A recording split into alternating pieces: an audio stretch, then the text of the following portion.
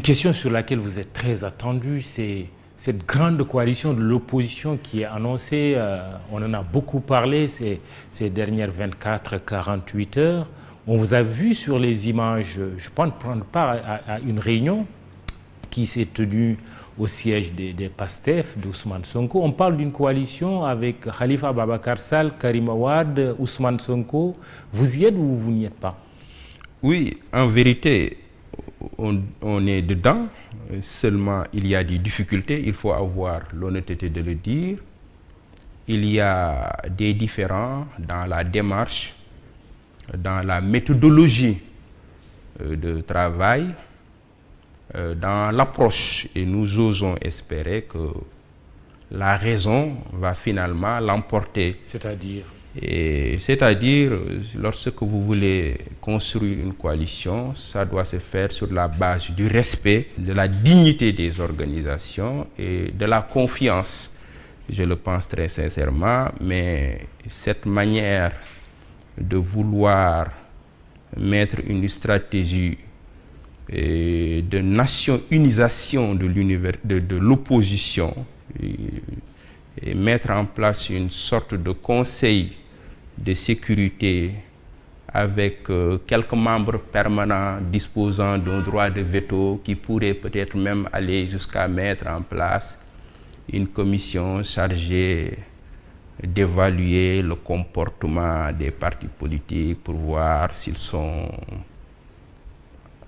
remplissent les critères de faire partie d'une coalition de l'opposition. Je pense que ça ne serait pas une bonne démarche. Qu'est-ce qui vous gêne? Les noms qui sont mis en avant, Khalifa Sall, Ousmane Sonko, Karim Wade? Non, c'est des gens très respectables. On a même avec entendu lesquels Serigne Moustapha Sy de PUR dire qu'il...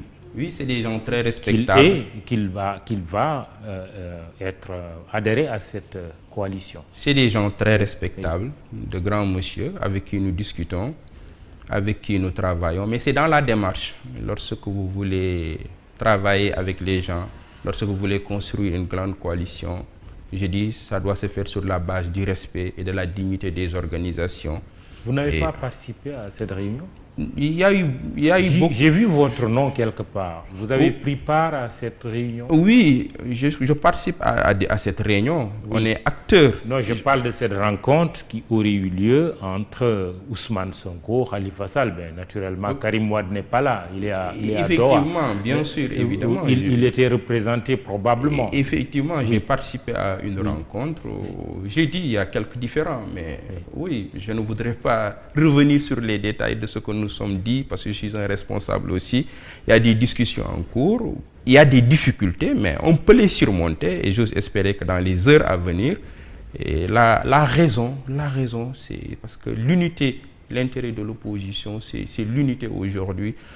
Construire une grande coalition pour bâtir non seulement une alternance, mais une alternative. Et je pense que c'est là où nous attendent les Sénégalais, et c'est pourquoi, malgré les difficultés que nous avons pour le moment à bâtir cette coalition... Quelles sont ces difficultés? Je l'ai expliqué, Mamadou, c'est dans la démarche. Bon, je veux être honnête, il y a des gens, des partis qui pensent que, compte tenu de leur poids historique sur le plan électoral, c'est à eux d'abord de lancer leur propre organisation. C'est pourquoi je parlais d'une sorte de conseil de sécurité, et ensuite inviterait les autres à les rejoindre dans la coalition. Et certains pensent que c'est un précédent dangereux parce que ça ne s'est jamais passé comme ça dans l'histoire politique du Sénégal. Chez Amath Dansokho, il y avait plus de 50 organisations qui n'avaient pas la même dimension, qui n'avaient pas le même poids, qui n'avaient pas les mêmes trajectoires.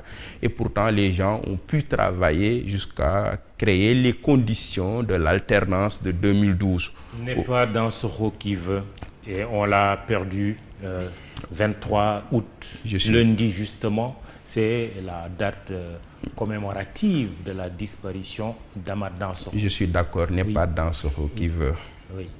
Et une pensée pieuse pour Amath Dansokho, cet homme politique arraché à l'affection de tous il y a donc quelques années. Je vous laisse poursuivre. Donc, vous dites qu'il y a une sorte de conseil de sécurité qui ne dirait pas son nom, mais on a entendu d'autres partis dire tout ce qui n'est pas fait avec nous est fait contre nous quelque part. Vous n'avez pas crainte que l'opposition qui cherchait finalement une grande coalition éclate finalement en mille morceaux? Moi, je suis un homme positif, oui, optimiste. Si les gens sont de bonne foi, j'ose espérer que nous nous entendrons. Et parce que dans cette stratégie, personne n'y gagne. En tout cas, l'opposition n'y gagne pas. Le peuple sénégalais n'y gagne pas. La seule personne qui gagne dans cette affaire, dans la division, dans la dispersion des forces, il s'appelle M. Macky Sall. Donc, je pense donc c'est la raison. Il est peut-être en train de boire son petit lait en voyant peut-être ce débat comme ça au sein de l'opposition. Et ce serait très dommage et regrettable. Qu'est-ce qui peut être fait? Ce qui peut être fait, que cela n'arrive pas. Que les gens reviennent à la raison. On ne peut pas permettre à 2-3 organisations de construire leur propre alliance et pour ensuite inviter les autres. Il faut reprendre les principes les plus élémentaires, la confiance et le respect mutuel, discuter avec tous ceux qui seraient intéressés par cette coalition, et intégrer tout le monde, et je pense que ce sera sur une base inclusive et non exclusive. À partir de cela, je pense que les gens pourront avancer dans les prochains jours. Comme il est vrai aussi qu'une coalition Karim Wade, Ousmane Sonko, Khalifa Sall, ça peut faire rêver. Hein? Oui, certains. Ils ont leur place dans la coalition. Personne ne veut les exclure. Tout le monde reconnaît aujourd'hui le poids du PDS, le poids historique. Et ce que le PDS a représenté dans les luttes, ce que Khalifa Sall aussi représente, ce que Ousmane Sonko, ça là n'est pas le problème.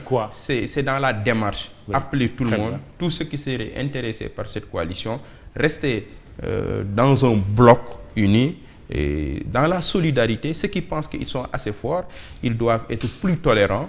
Et je pense bien tendre la main à ceux qui pensent qu'ils sont faibles.